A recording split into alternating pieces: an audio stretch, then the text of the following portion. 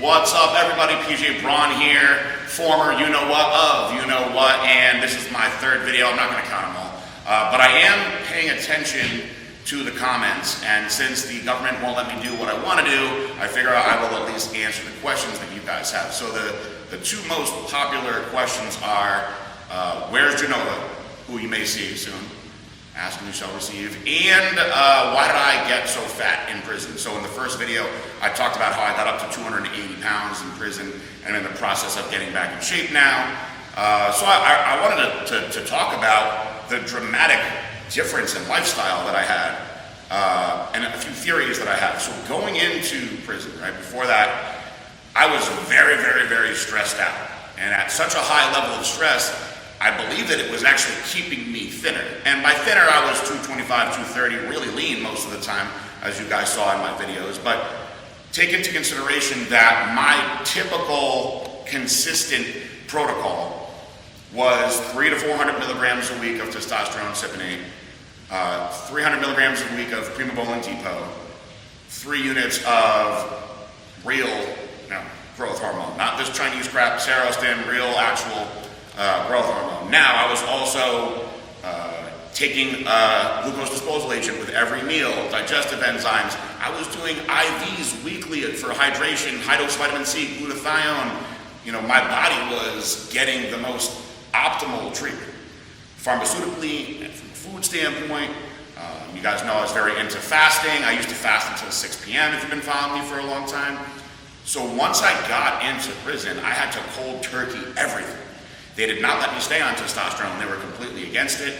They changed my medicine protocol around. I was on 20 milligrams of Paxil, which is an antidepressant slash anti-anxiety medication.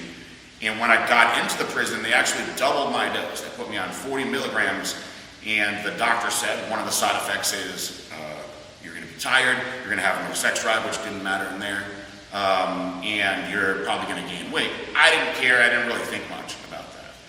So in my first week of prison in the First County Jail, I got thrown into a detox. I didn't eat really anything that first week. The second week, I went into another county, and I basically just ate the slop that they fed us in there. Once I got to the Federal Detention Center in Miami, when I got to that prison, I was actually only 212 pounds. So I lost like a good 15 pounds just being in county jail. So being in that quarantine, they only fed us 3 times a day. And the first meal was literally bran flakes and milk. So you're getting very low amounts of food, very low protein. I was there in quarantine for 38 days, moved down to general population where I was able to eat a little bit more. Then I got put into the SHU for 2 weeks, which is a whole other story because I got COVID. Then I got moved to another prison up in Atlanta where they have everybody in holdover cells, where I was only allowed out of my cell for like 15 minutes to shower 3 times a week. So again, not eating. So by the time I got to the camp, understand psychologically that I was very, very low test, hormones all over the place, depressed, but at the same time excited to have more freedom at the camp, that naturally I just started eating whatever I could eat. So one of the things that's nice about prison is when you show up at a new place, a lot of guys bless you with things that you don't have when you first get there, some food, shoes, clothes, just to make you more welcome to your new surroundings. So a lot of the guys that I was around were just good cooks, and they could create incredible things off of what was on the commissary, so I started eating with these guys. Now I also found out if you have a little bit of money on the outside, you could live really, really good in prison. And money finds a way to make it into prison, and you can obtain things that regular people can't get. So I made friends with people that cooked in the kitchen. So I started thinking to myself, well, now that I can train, at least with body weight and my exercises that I were coming up with bags of sand and rocks, that I'd be able to put some size on and get in really good shape. But I had no idea how different my body was going to respond.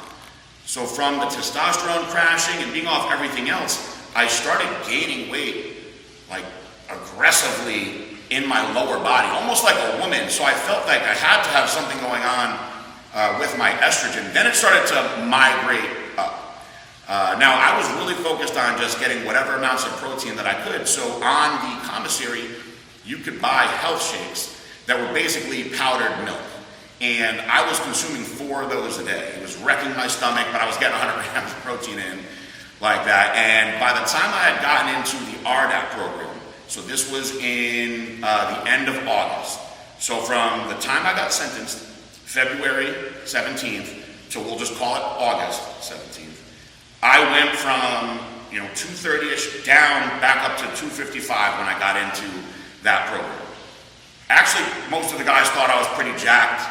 I definitely had filled back out, but I was really still staying too aggressive with the eating. And it wasn't until I got called down to medical because they were doing random blood pressure tests that I got on a scale. Now, with my boots and my uniform on, I was 280 pounds. I was like, whoa, I have not been this heavy since my off-season competing days, and that was a much different 280. It really threw me off. They sat me down, they said, you have high blood pressure. I said, oh, I'm kind of nervous, let's wait and do it again. We waited, we did it again. It was like 150 over 90. They said, we're gonna put you on a monitor to see if you need to get on blood pressure medication. So at this point, when I went back, I tried to see if I could manipulate the system, because they were sending guys home who had high blood pressure on the CARES Act. People were getting out of prison early. So I started eating more. I know this sounds crazy, but I figured, hey, if I can get out of prison much faster, this is the way to do it. So I started eating more. I was eating these soups, these ramen soups that are super high in sodium. I went back in, and the next 6 times I tested positive, or not positive, I was high on the blood pressure chart, so they put me on blood pressure medication. Crazy mindset, I know. So then I tried filing for CARES Act, and I got denied. So I made myself more unhealthy, and I still didn't get to get out of prison early. So at that point, I said, all right, listen, I'm 280 pounds. I'm gross. I got to get in shape. And so I cut out all of those milk protein shakes. So my weight started to slowly come down, but again, I was just depressed, eating all the time. And so it wasn't until I got a furlough, and this was May of last year, Marissa came up to visit me. I had good behavior. I completed the program that I was in. I had a weekend basically off from prison, which is what the furlough is. She got us a room, and the room had a hot tub with full surround mirrors. And when I got in the hot tub and I saw myself in all those mirrors, I swear, I was like, ah! Like a blue-haired liberal girl screaming at myself. She was like, what? I'm like, I can't believe this is what I look like. This is crazy. I started turning around. She was like, you look good, you look big. I said, I look fat. So I went back to the camp, started walking for an hour every day. When I got out of prison last October, I was 263. Got my blood work done, showed that in the video. It was terrible.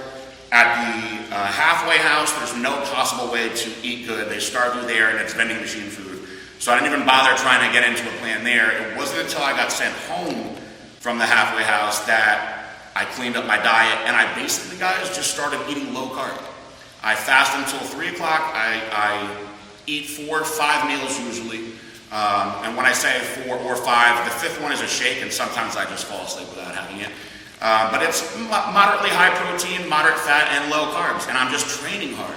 I really lost most of the weight first just training in my spare bedroom at home. And I'm sure my trusty editor, Chris, can come up with some sort of montage here of stuff that I was doing if I send it to him.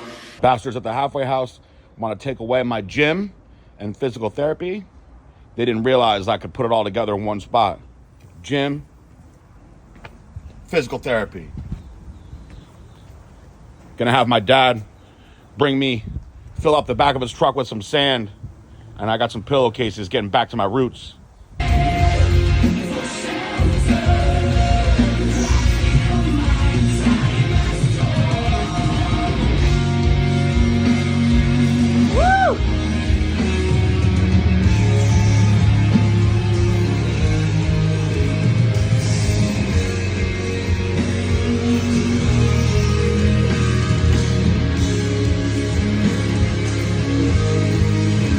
Good job, babe.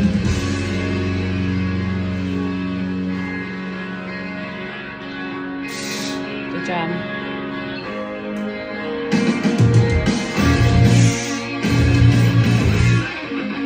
You gotta drive.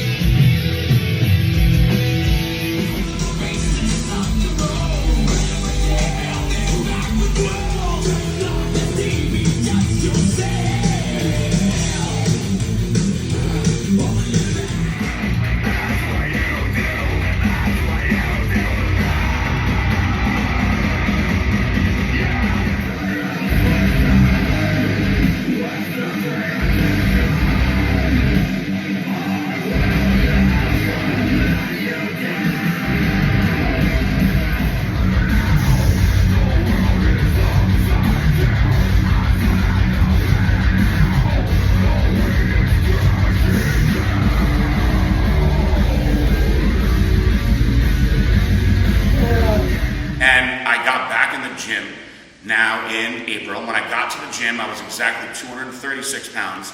April 25th, I'm now 242 pounds, but it's considerably different. And I am, of course, back on TRT, GH. I'm using all the old supplements that I love. And so I will start doing videos, guys, on my progress, of course, getting back into serious bodybuilding because I want to get big and jacked and shredded and tan and all those other fun things that bodybuilders do.